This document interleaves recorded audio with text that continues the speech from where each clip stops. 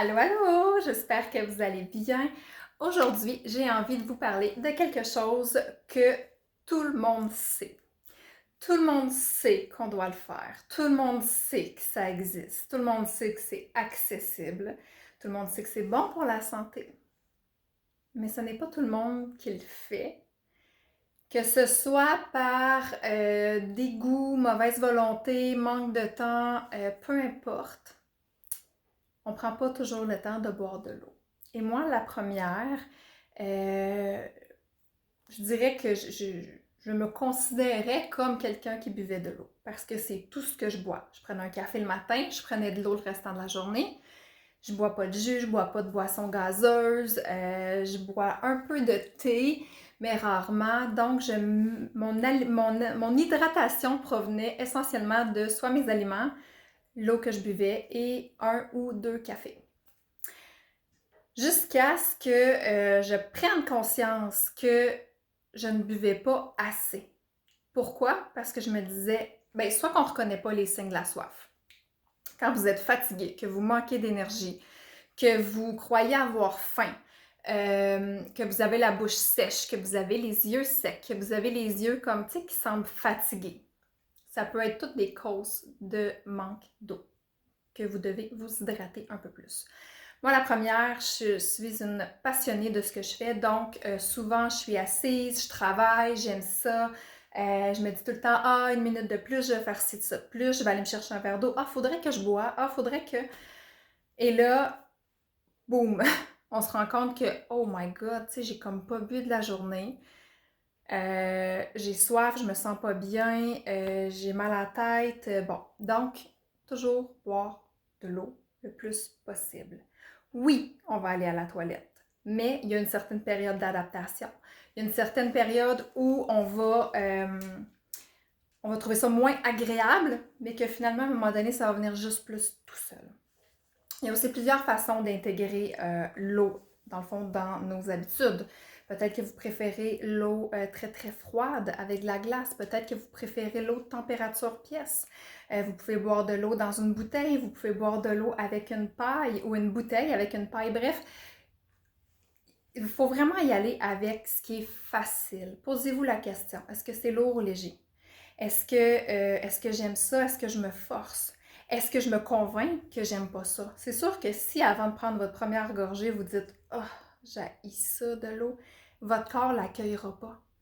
Donc, commencez par vous faire un mindset que vous avez l'intention de boire plus d'eau, que vous vous autorisez à apprécier l'eau, que vous vous autorisez à sentir les bienfaits. Et je vous dis, ça va déjà changer comme vraiment la façon de voir votre verre d'eau. D'autres petits trucs que vous pouvez faire, vous pouvez vous acheter des collants pour mettre sur votre bouteille d'eau. Vous pouvez acheter quelque chose de spécialisé là, avec les heures et tout, mais vous pouvez aussi vous acheter une feuille de collant là, chez Dollarama ou réutiliser des collants qui traînent à la maison parce que vos enfants ne les ont pas tous utilisés et vous mettez des post-it ou des petits points, peu importe. Vous prenez du papier collant, vous marquez vos heures, puis vous vous faites une gradation de dire ok, bon, ben à telle heure dans ma journée, j'aimerais ça être rendu là dans ma ligne, etc. L'autre chose que je veux vous parler, l'importance de boire de l'eau à jeun. Personnellement, pendant 38 ans, je détestais boire de l'eau à jeun. C'était quelque chose qui me levait le cœur. Dans ma belle famille, tout le monde fait dodo avec une bouteille d'eau sur leur table de chevet, mon conjoint y compris, et j'en revenais juste pas de comme, mais comment tu fais? Ça me lève le cœur littéralement. J'ai un haut le cœur. Donc, à un moment donné, je me suis dit, bon, ça suffit, là, les résolutions du nouvel an, de dire, ah, cette année, je vais boire plus d'eau. Non, là, il faut que tu passes à l'action, fille. Si c'est ton objectif, trouve une solution pour y arriver. Puis, je peux vous dire que j'ai une tête de cochon. Donc, à un moment donné, j'ai fait comme, bon, OK, un verre d'eau à jeun. La première semaine, là, ce fut des moments pas très agréables et mes verres d'eau étaient assez petits. À un moment donné, ça a rentré comme de mieux en mieux. À un moment donné, j'ai augmenté la quantité d'eau jusqu'à ce que j'en vienne à être en manque d'eau lorsque je me réveille et que je ne puisse plus m'en passer. Présentement, prendre ma gorgée de café à jeun sans avoir bu d'eau, elle rentre plus. Elle rentre plus parce que mon corps apprécie le fait d'être hydraté. Je vous donne des petits trucs, pas des trucs, mais pourquoi on devrait hydrater notre corps à jeun. Premièrement, notre corps est composé de 70% d'eau, donc c'est une ressource qui est renouvelable, il faut lui en redonner. Quand vous êtes allongé pendant le sommeil, votre corps bouge, il est en mouvement, il n'est pas en mouvement, mais il est en fonction, le métabolisme est au ralenti, mais ne serait-ce que quand vous vous réveillez le matin, vous êtes en manque d'eau. Donc, hydratez votre corps, vous allez vous sentir plus réveillé, plus en forme, plus énergique. L'autre chose, déloger les toxines. Le système digestif. S'accumule des toxines à l'intérieur de votre foie, de vos reins, les intestins, tout ça. Donc, de réveiller, d'activer tout ce système-là pour qu'il se mette en branle, ça va vous permettre de favoriser l'absorption des bons nutriments. Donc, le matin, vous allez manger, et au lieu que ça passe tout droit, vous allez ramasser puis vous allez garder les bons nutriments au lieu de tout éliminer à la toilette quelques heures après. Ça, c'est la deuxième chose. La troisième chose, si vous voulez avoir une belle peau, une peau qui n'est pas desséchée, une peau qui respire, qui respire le bonheur, la bonté, la santé, bien, hydratez votre peau. Vous avez beau acheter des petites crèmes super chères, si votre peau n'est pas hydratée, vous ne trouverez pas cette apparence-là. Ça n'aidera pas l'élasticité de votre peau, ni l'apparence de rides et ridules. Donc, une hydratation. Même chose pour les cheveux, les ongles, on nourrit nos plantes avec de l'eau dans le sens que ça fait partie de la nature. C'est le numéro 1 à respecter. Ce que ça fait aussi, c'est que ça active votre métabolisme. Donc, le matin, quand vous êtes à jeun, le métabolisme se met en branle. Si vous nourrissez votre corps tout de suite, il va se mettre en branle sur la nourriture que vous venez de lui donner. Donc, il va commencer par éliminer les calories et tout ça sur la nourriture que vous venez de donner à votre corps. Tandis que si vous le mettez en branle, puis que vous ne mangez pas tout de suite après, ce qui fait partie un peu des techniques de fasting, de jeûne et tout ça, c'est que votre corps va se mettre l'engrenage va comme partir, mais ça va venir brûler les graisses accumulées. Dans le fond, il va aller puiser dans les réserves avant d'aller vers la nouvelle nourriture qui lui est apportée. Donc, c'est pour ça qu'il faut le réveiller et dire « Ok, let's go, mets-toi au boulot ». Puis, ensuite de ça, on va lui amener des bons nutriments après ça avec la nourriture que vous allez manger.